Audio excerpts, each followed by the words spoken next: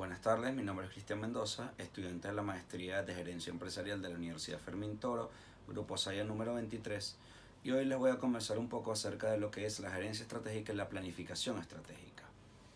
Vamos a entender primero lo que es la definición de cada una de ellas para luego entender las diferencias.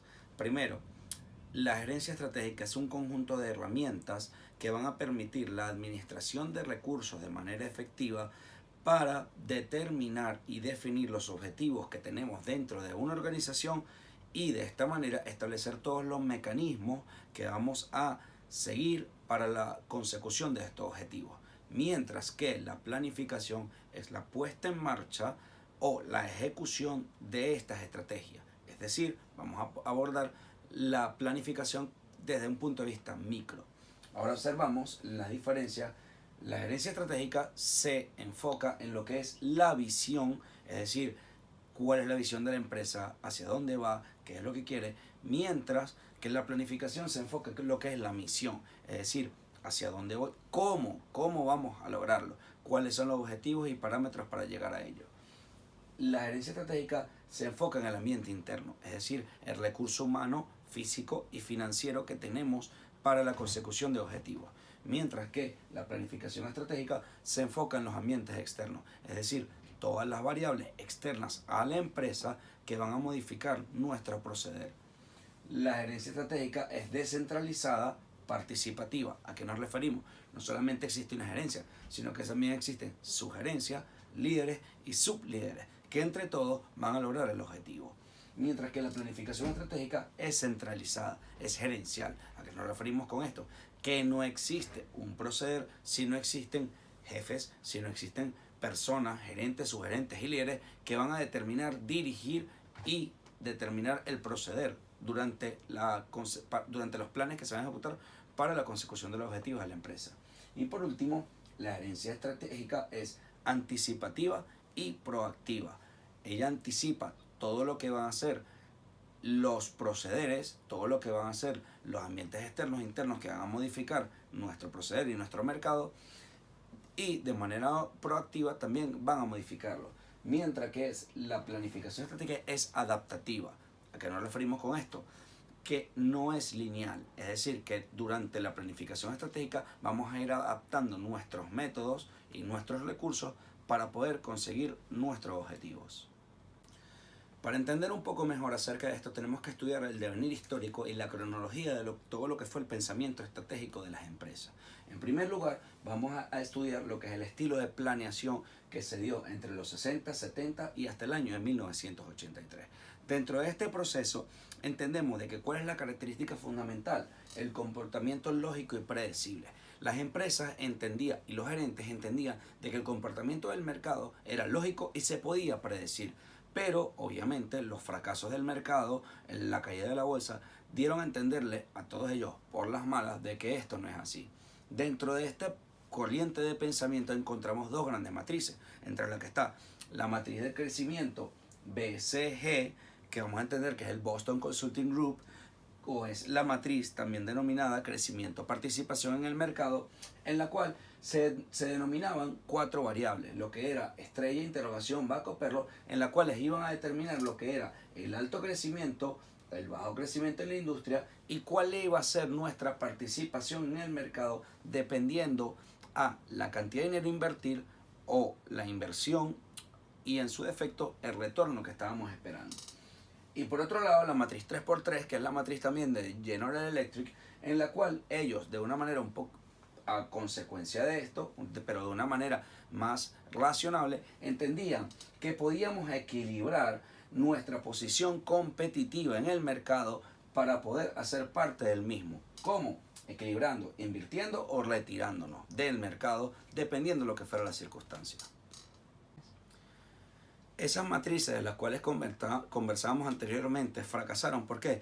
Porque eran inflexibles, porque pensaban que el mercado era lineal y el mercado se comporta de manera volátil. Entonces, ahí es donde empieza a partir de 1983 lo que es el estilo visionario, que empieza en los 80 hasta el año de 1991. Se da un paso atrás y se empieza a entender el mercado como un juego de guerra, en la cual los estrategas se encuentran dentro de una guerra y empiezan a entender que el mercado es un poco más flexible que es adaptable y que nosotros como competidores dentro de esta guerra debemos adaptarnos a lo que es la coyuntura actual. No existe una coyuntura lineal, sino que son microcoyunturas en las cuales vamos a tener que modificar nuestro proceder y poder adaptarnos a este mercado.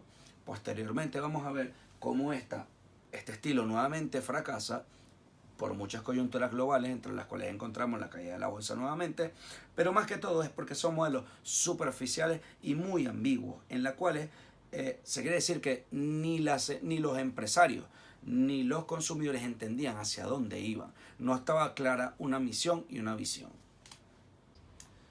Posteriormente, en el año de 1992 y hasta los años entrantes del 2000, se encuentra un nuevo estilo de pensamiento en el cual encontramos el estilo de aprendizaje.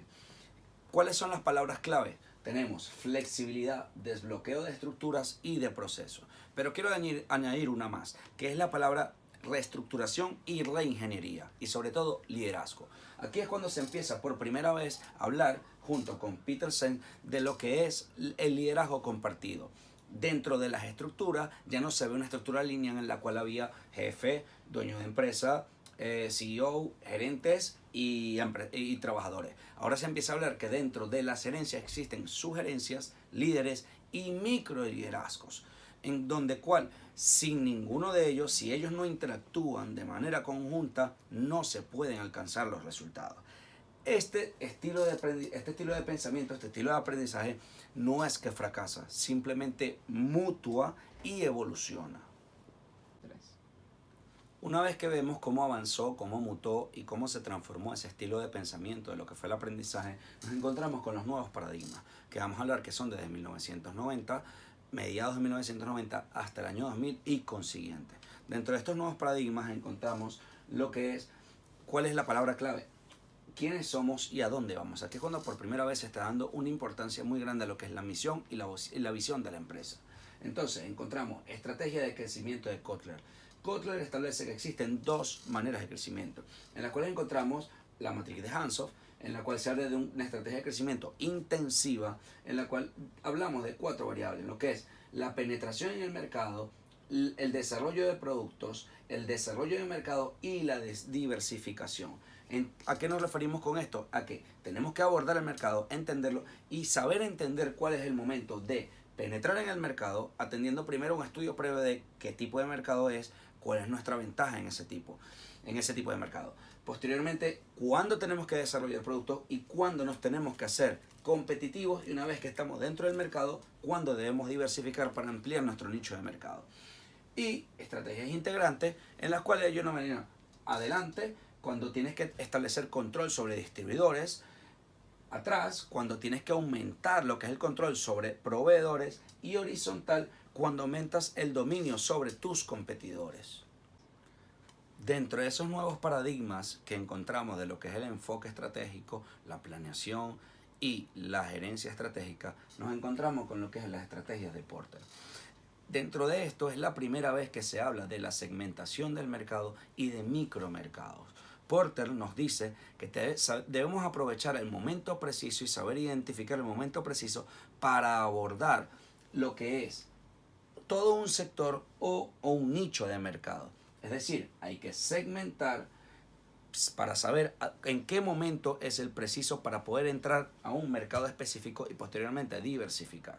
Esto queremos decir a continuación también una frase que dice Porter, que dice que la estrategia se trata de tomar decisiones, es decir, se trata de elegir deliberadamente el ser diferente. Entonces, por primera vez Porter nos habla de lo que es la ventaja competitiva y la ventaja comparativa por sobre nuestros competidores. Dentro de estas nuevos paradigmas también encontramos lo que es la arquitectura estratégica de Hamel y de Prahalad. ¿Qué nos dicen ellos? Que nosotros debemos responder las siguientes variables para poder saber hacia dónde vamos. Es decir, ¿cuál es mi industria? ¿Quiénes son mis competidores? ¿Quién soy yo como empresario? ¿Y cuáles son mis ventajas competitivas? Como entendimos anteriormente con Porter, que por primera vez traía a colación lo que es la ventaja competitiva, ellos la desarrollan. Entonces dicen que para esto debemos, 1, aprovechar todas las oportunidades que nos brinda el mercado. 2, expandirnos dentro de ese mercado. 3, Captación de oportunidades emergentes. Aquí vemos cómo la linealidad se rompe y entendemos de que el mercado, al ser volátil y cambiante, debemos aprovechar y saber aprovechar el momento adecuado para ser parte de ese mercado. Esto nos va a llevar a una frase de Hamel que dice: no existe una teoría de creación de estrategia, sino que el comportamiento estratégico es un modo de comprender las oportunidades. Otro de estos nuevos paradigmas nos encontramos entonces en lo que es las disciplinas de Tracy y Birsema. Tracy y Birsema nos establecen en tres grandes rubros lo que es un nuevo paradigma. Uno, la excelencia operacional, que quiere decir la especialización. Volvemos a lo que eran las teorías de Adam Smith de especialización de mercado de los años 1800 y tenemos que saber nosotros especializar no solamente nuestro producto en el mercado, sino también especializar a nuestros subgerentes y a nuestros líderes para que cada uno sea una parte distinta que aporte hacia esta nueva calidad que le vamos a dar, ese valor agregado que le vamos a dar al producto. Segundo, tenemos el liderazgo en producto, que quiere decir el talento. Esto quiere hablar de la innovación. Tenemos que innovar en el mercado. Ya el mercado no es lineal, ya el mercado no es tradicional. Tenemos que romper con esas barreras de consumo y traer algo al mercado, algo nuevo que nos diferencie por encima de nuestros competidores. Y por último, el conocimiento íntimo del consumidor. Esto es muy importante porque en mercadeo esta es la primera vez que se habla de que el mercado no se estudia a grandes rasgos, a rasgos macro, sino que se habla de los micromercados que también fueron abordados anteriormente, en las cuales nosotros tenemos que entender quiénes pueden ser nuestros consumidores, quiénes pueden ser nuestros clientes, cuáles son sus necesidades y a raíz de eso entonces nosotros podemos ofrecer soluciones para satisfacer sus necesidades. Como último, dentro de lo que son estas nuevas enfoques y estos nuevos pensamientos estratégicos, queremos hablar de lo que es los modelos de cooperación. Los modelos de cooperación no solo se hablan dentro de lo que es la empresa, dentro de lo que es el mercadeo, sino que son tomados en cuenta incluso en negociación a grandes rasgos. Vamos a hablarlo desde el punto de vista de estados. Dentro de esto queremos hablar del modelo de Moore, que te habla de que la ventaja tiene que ser la innovación. Para tú poder ser competitivo, y no solamente eso, sino para poder cooperar dentro del mercado, tú tienes que innovar, tienes que ofrecerle algo más a tu cliente, a tu consumidor y sobre todo a tu competidor. Y la teoría de juegos de Brandon Moore y Nalebuff, que toman lo que es la teoría de los juegos que nace en los años 50-60, en la cual es un modelo matemático o un juego en la cual te habla de lo que es el juego suma cero, suma non cero, dependiendo a las ganas de cooperar o no que tengan los jugadores o los prisioneros en este caso.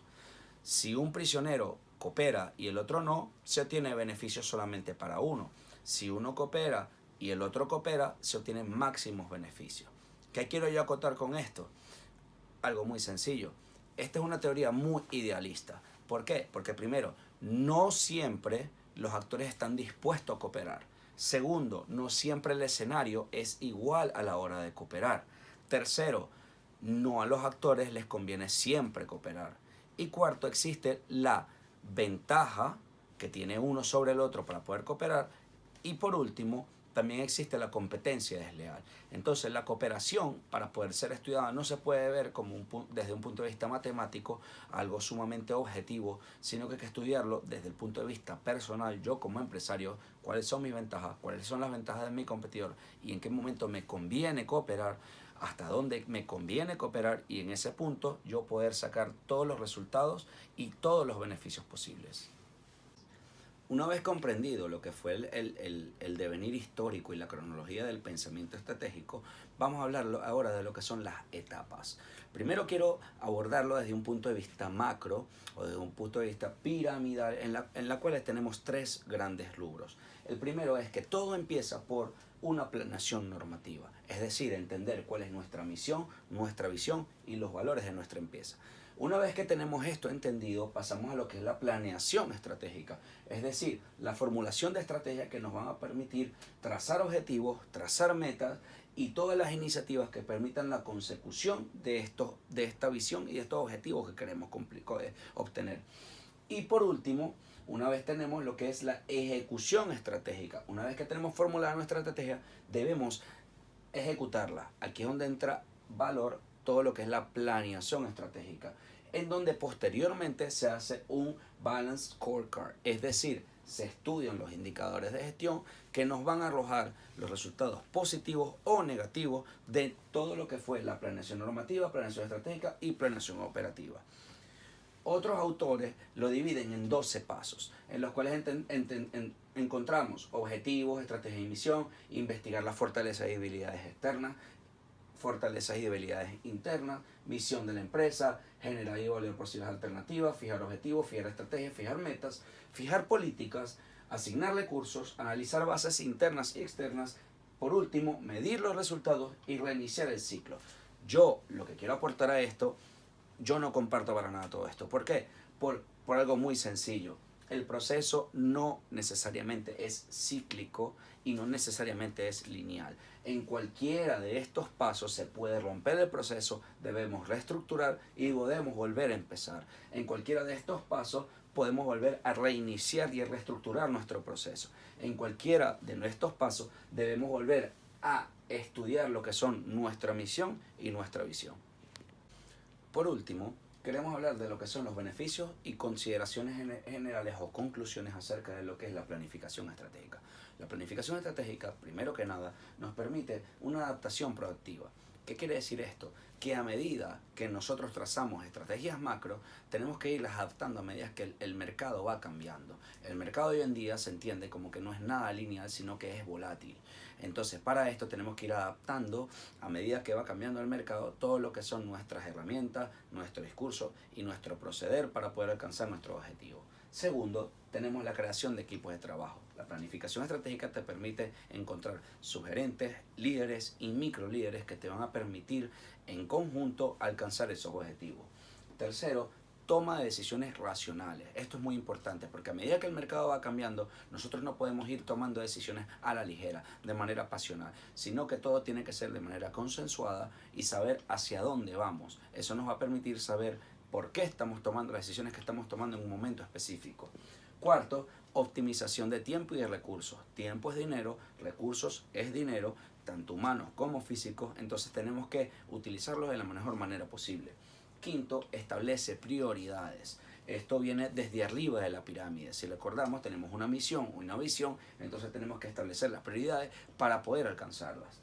6. Reduce riesgo. Como sabemos, en todo tipo de gerencia y todo tipo de mercado, se trata de lo que es la administración de recursos para maximizar beneficios al menor riesgo posible y al menor costo posible.